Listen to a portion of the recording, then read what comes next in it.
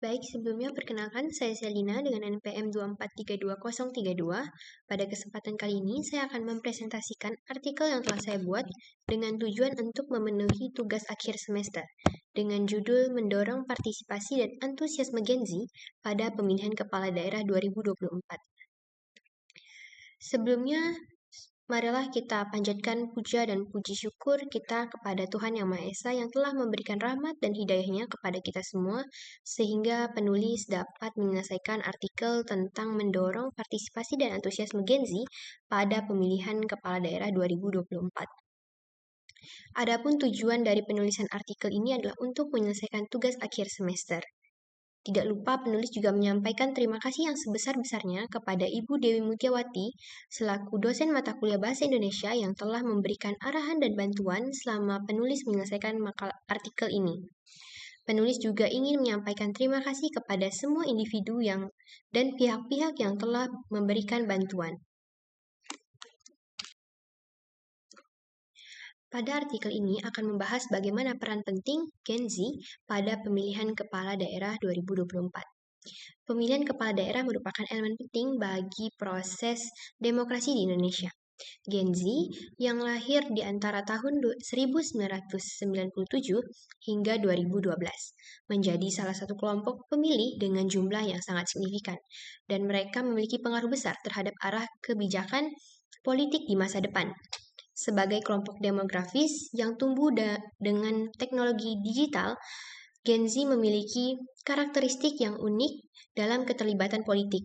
Dengan survei SMRC 2023 menunjukkan bahwa hanya ada 62% Gen Z yang mengidentifikasi niat untuk menggunakan hak pilih mereka. Rasisme ini sebenarnya menunjukkan potensi besar untuk membangun partisipasi yang bermakna jika diiringi dengan pendekatan yang tepat. Selanjutnya adalah faktor yang mempengaruhi keputusan memilih atau golput. Faktor yang pertama adalah kepercayaan pada pemerintah dan kandidat. Studi dari KPU 2023 menunjukkan bahwa tingkat kepercayaan Gen Z terhadap kandidat dan sistem pemerintahan sangat memengaruhi keputusan mereka. Ketidakpercayaan ini disebabkan oleh kasus-kasus korupsi yang telah terjadi dan janji-janji politik yang tidak terrealisasi. Rendahnya angka kepercayaan ini menunjukkan bahwa perlunya transparansi dan akuntabilitas yang lebih besar dalam politik, tanpa langkah-langkah yang nyata untuk memperbaiki citra politik. Angka golput di kalangan Gen Z mungkin akan tetap tinggi. Selanjutnya, faktor yang kedua adalah pendidikan politik. Hasil dari penelitian Universitas Indonesia 2023 menunjukkan bahwa pendidikan politik di kalangan Gen Z masih sangat kurang.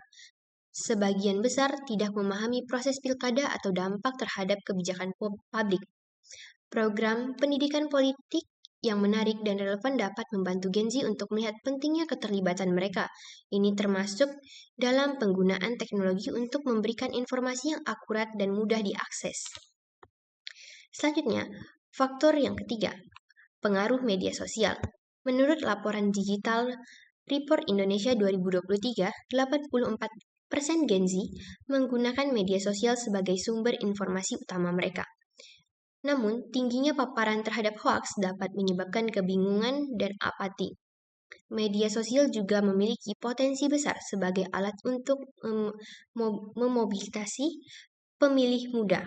Dengan kampanye yang terarah dan berbasis data, partai politik dapat menjangkau Gen Z lebih efektif.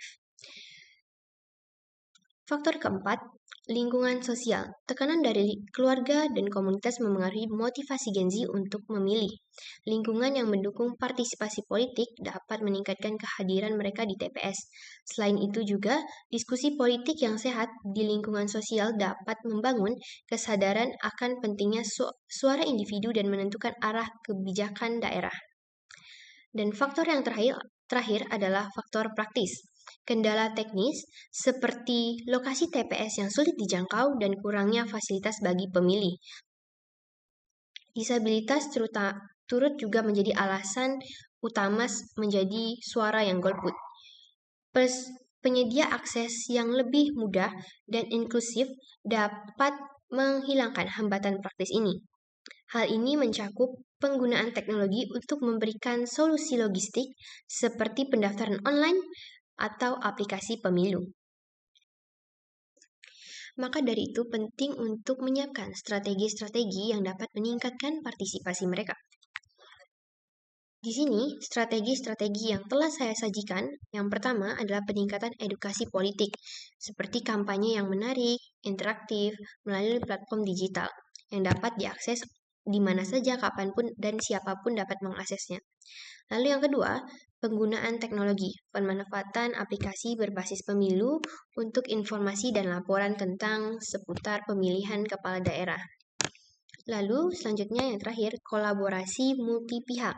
Pemerintah, lembaga pendidikan, dan media harus bersinergi untuk meningkatkan kesadaran politik. Maka dari itu, strategi ini dirancang dengan mempertimbangkan preferensi dan kebiasaan Gen Z seperti ketertarikan mereka pada konten visual dan pendekatan interaktif.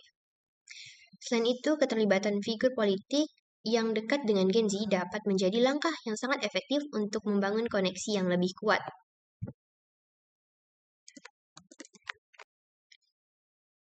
Sekian presentasi saya mengenai ringkasan artikel mendorong partisipasi dan antusiasme Gen Z pada pemilihan kepala daerah 2024. Saya selaku presentator dan penulis artikel meminta maaf jika terdapat salah kata. Sekian, terima kasih untuk waktu dan kesempatannya.